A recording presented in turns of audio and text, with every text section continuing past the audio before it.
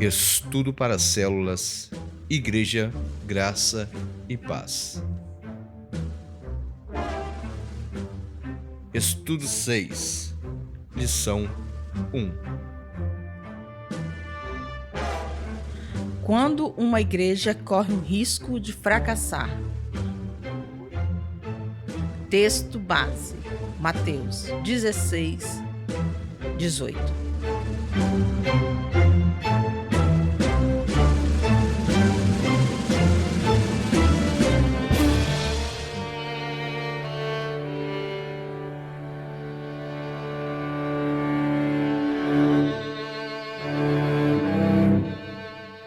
Pois também eu te digo que és Pedro, e sobre esta pedra edificarei a minha igreja, e as portas do inferno não prevalecerão contra ela.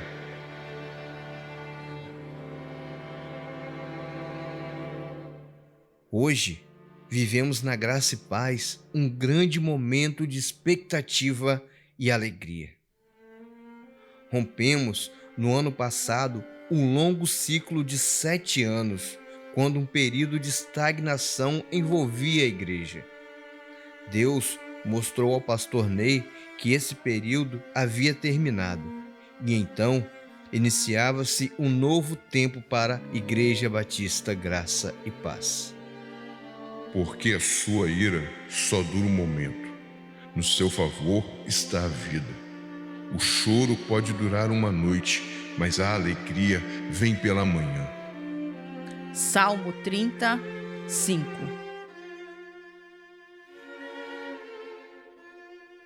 Confesso que não foi fácil. Perdemos amigos e irmãos queridos. Sofremos com a indignação e a apatia de alguns. Muitas vezes, a tristeza batia em nosso coração por desejar ver a igreja voltando à sua essência, livre do peso do pecado e das suas consequências. Quantas vezes falei, profetizando Romanos 5:20 sobre a igreja em todos os níveis, que onde o pecado abundou, superabundou a graça. Hoje, sentimos a graça de Deus sobre nós. Que maravilha, que prazer.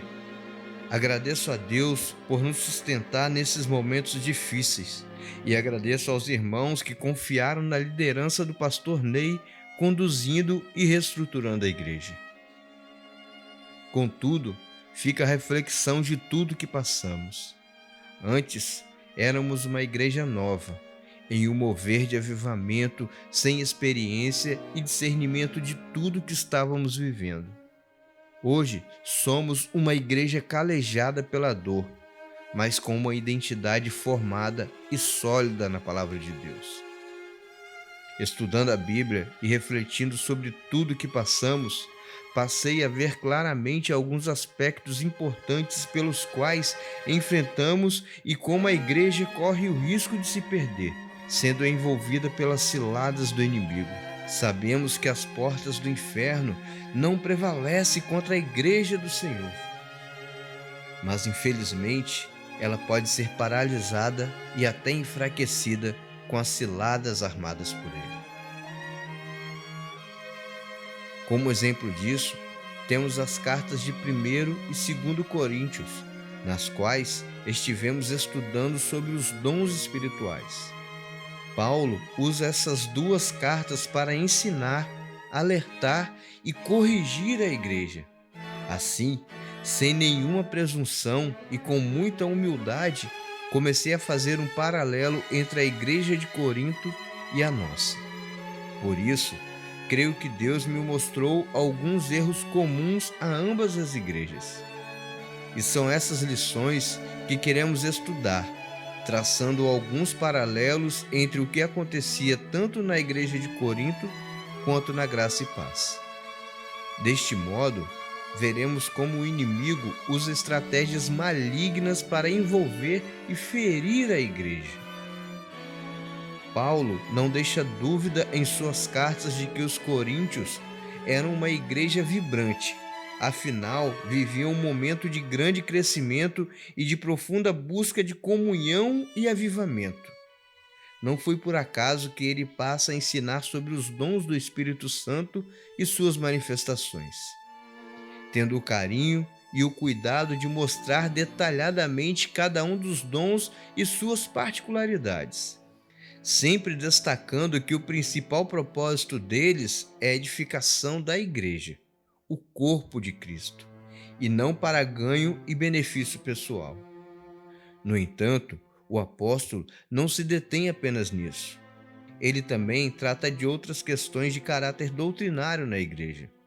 Por isso, quero mostrar como dois fatores doutrinários estavam influenciando e perturbando a igreja, trazendo grande prejuízo à comunidade cristã em Corinto.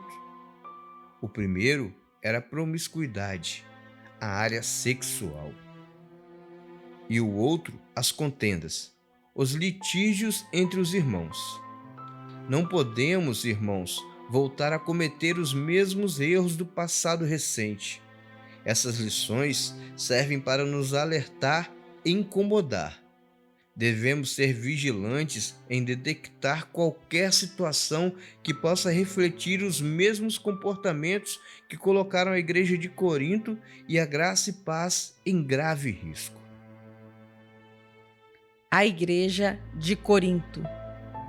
Fundado pelo apóstolo Paulo em sua segunda viagem missionária, entre os anos 50 e 52 depois de Cristo, ali Paulo permaneceu durante 18 meses, conforme está escrito em Atos 18, de 1 a 8, sendo a igreja composta por judeus e gentios, entre seus membros ricos e pobres, inclusive escravos.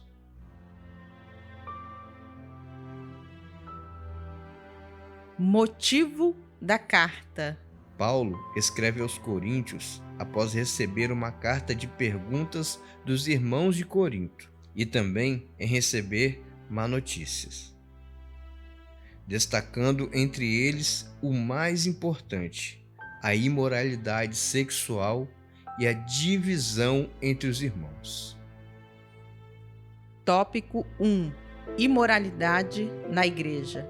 A cidade de Corinto estava dominada pela idolatria, pela imoralidade e pela corrupção generalizada. Tais fatores estavam batendo à porta da igreja. Esta situação não é diferente nos nossos dias, quando o modernismo e o mundanismo querem entrar em nosso meio. Porém, não podemos simplesmente nos fechar para tudo que nos rodeia. Nesse caso, teríamos que sair do mundo.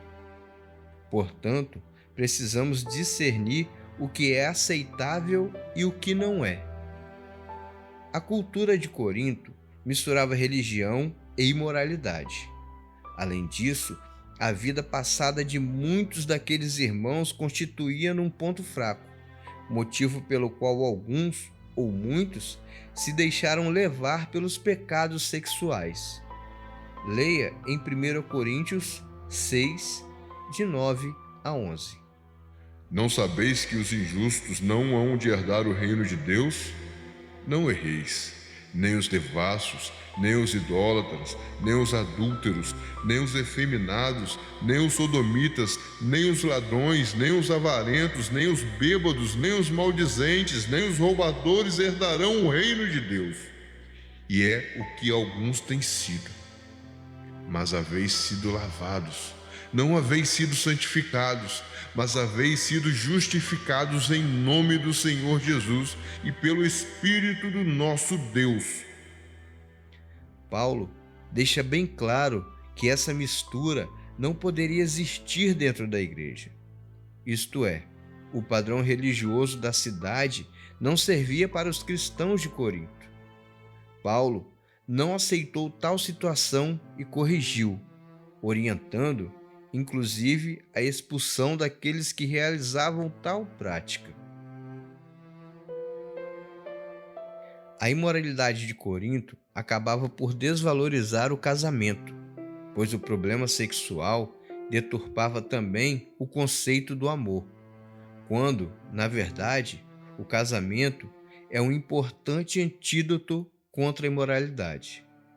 Para os coríntios, Afrodite era considerada a deusa do amor e possuía uma conotação principalmente sexual.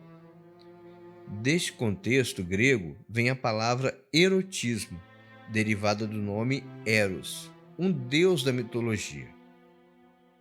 Se naquele tempo a filosofia grega era influente em todo o mundo, quanto mais em Corinto, que estava na Grécia. Importante ressaltar que a filosofia clássica caracteriza-se pela interpretação humana da realidade. Tal pensamento formou e ainda forma muitos conceitos que são geralmente aceitos como verdade. Nesse sentido, as palavras de Paulo nos fazem entender que os coríntios possuíam conceitos distorcidos sobre o amor, a liberdade e a sabedoria. Aliás, muitas vezes a filosofia é utilizada para montar justificativas para o pecado. Em todo momento, Paulo confronta a sabedoria humana com a sabedoria divina. Em Corinto, havia um pensamento muito popular chamado de gnóstico, o qual supervalorizava o conhecimento, associando-o à salvação humana. Assim, a ciência tomava áreas de virtude espiritual, além de enfatizar a sabedoria divina contra a sabedoria humana. A matéria era vista pelos gnósticos como maligna, daí surgiram várias heresias. Por exemplo, se a matéria é má, o casamento também. Paulo combate essa ideia em 1 Coríntios 7, 5. Não vos priveis uns ao outro, senão por consentimento mútuo por algum tempo, para vos aplicardes ao jejum e à oração. E depois ajuntai-vos outra vez, para que Satanás não vos tente pela vossa intemperança.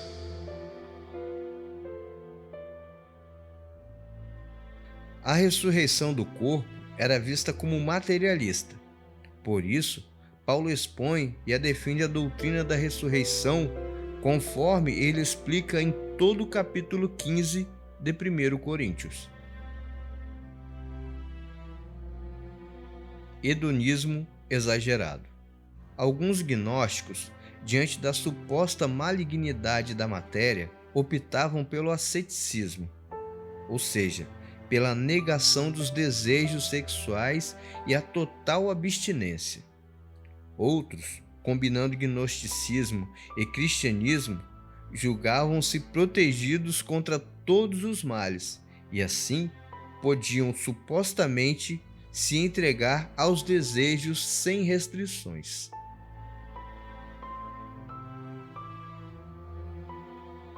Conhecimento, liberdade e amor eram elementos mal interpretados, mal colocados e mal valorizados em Corinto. Isso veio a causar uma série de problemas na igreja. Alguns julgavam que a liberdade cristã lhes dava direito de fazer tudo, quer seja a participação nas refeições dos templos pagãos ou mesmo a união carnal com as meretrizes. Paulo se posiciona contra todas essas variações da influência filosófica e da falsa interpretação do cristianismo. Assim, ele condena a libertinagem sexual, ao mesmo tempo em que defende a legitimidade do sexo dentro do matrimônio, conforme ele diz em 1 Coríntios 6, 15 a 16 e 1 Coríntios 7. A liberdade cristã é, de fato, ampla. Contudo, o amor é seu parâmetro maior. Os coríntios sabiam muita coisa, mas era urgente que soubesse sob o ponto de vista de Deus, conforme Paulo estava procurando expor.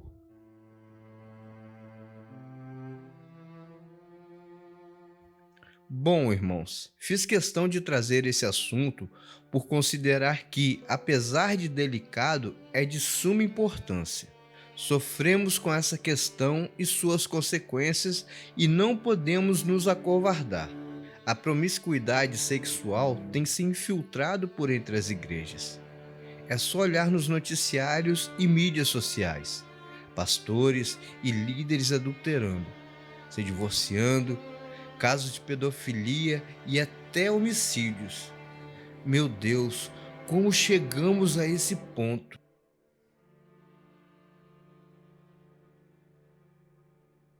Respondo: o mesmo espírito maligno que operava na época da igreja em Corinto opera em nossos dias. Obviamente, com uma nova roupagem.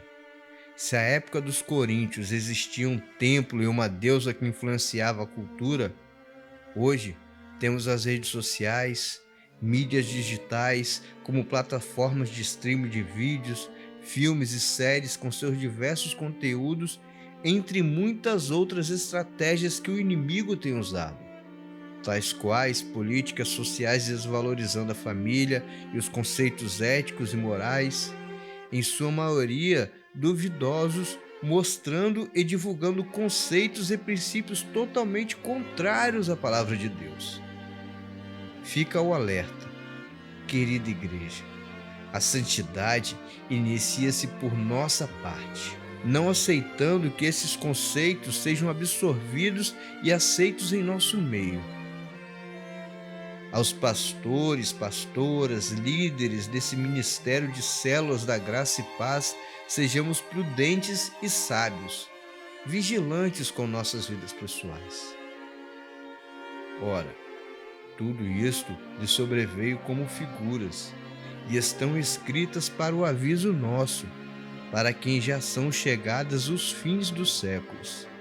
Aquele, pois, que não cuida estar de pé, olhe, não caia. Não vejo sobre vós tentação senão humana, mas fiel é Deus, que não vos deixará tentar acima do que podeis. Antes, com a tentação, dará também o escape, para que possais suportar. 1 Coríntios, capítulo 10, versículos de 11 a 13.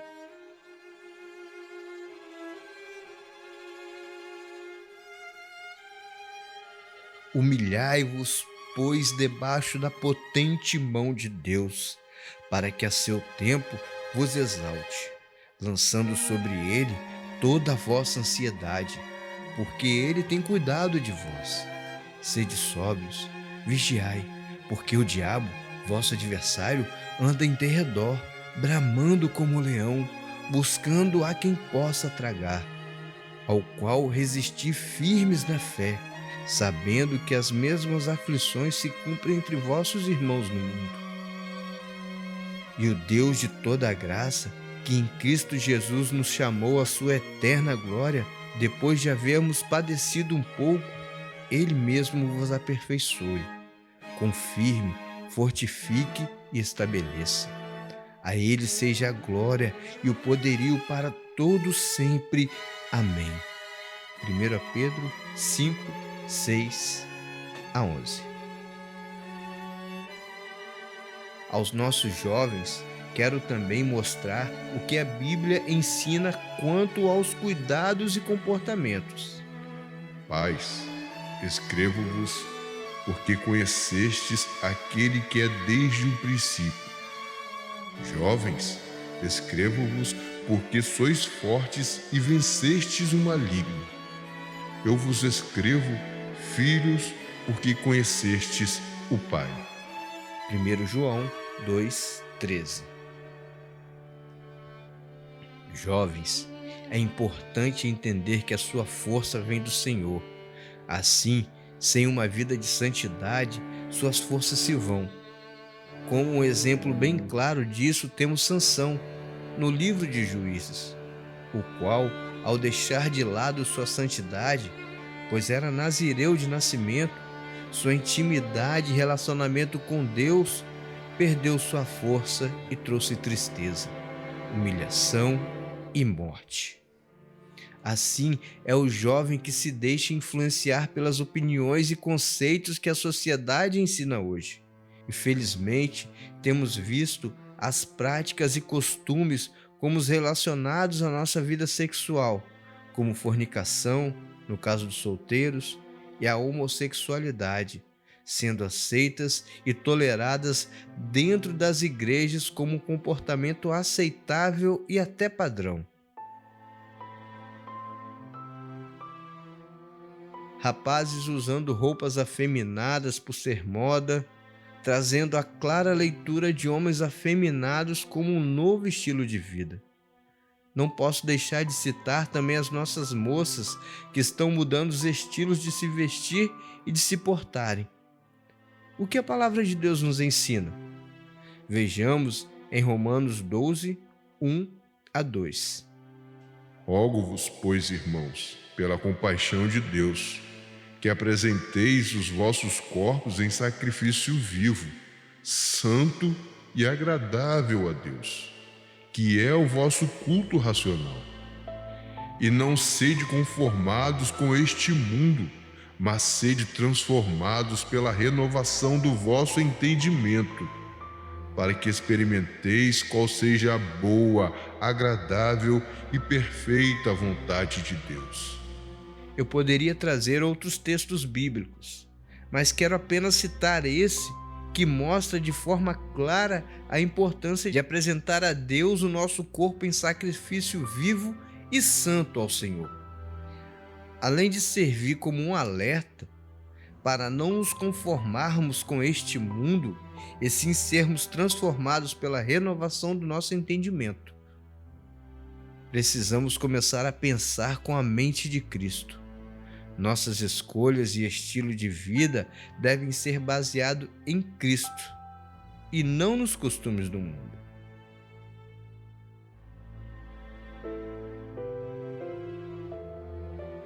Aos levitas, os que sobem no altar e trabalham nas atividades da igreja, não deixe que a exposição macule seu culto de adoração ao Senhor. No altar, todos devemos diminuir para que o Senhor seja exaltado. É Ele quem deve ser exaltado, glorificado e honrado. Vocês têm a responsabilidade de conduzir a igreja a uma atmosfera de adoração e louvor a Deus e não buscar um altar de idolatria pessoal. Finalizando, queridos, cito 1 Pedro 5, 8. Sede sóbrios, vigiais, porque o diabo, vosso adversário, anda em derredor, bramando como o leão, buscando a quem possa tragar. Melhor alerta que esse, irmãos, é impossível. Ainda assim, parece que sempre procuramos trilhar caminhos duvidosos. A igreja, nos nossos dias, está se adaptando à modernidade. Muitos buscando a popularidade, aumento de membresia e renome. Ou seja, mudamos o foco. A igreja que deveria se opor aos costumes do mundo, agora quer ficar de boa, como os jovens dizem. Contudo, essa não é a missão e função da Igreja de Cristo. Por isso, convoco todos a meditar nesse sentido, sobre o quanto temos sido envolvidos pelo engodo do mundo secular. Na próxima lição, abordaremos o outro erro que Paulo chama a atenção na igreja de Corinto e qual relação com a nossa igreja. Que Deus abençoe a todos. Até a nossa próxima lição. Pastor Eliseu Lira. Igreja, Graça e Paz.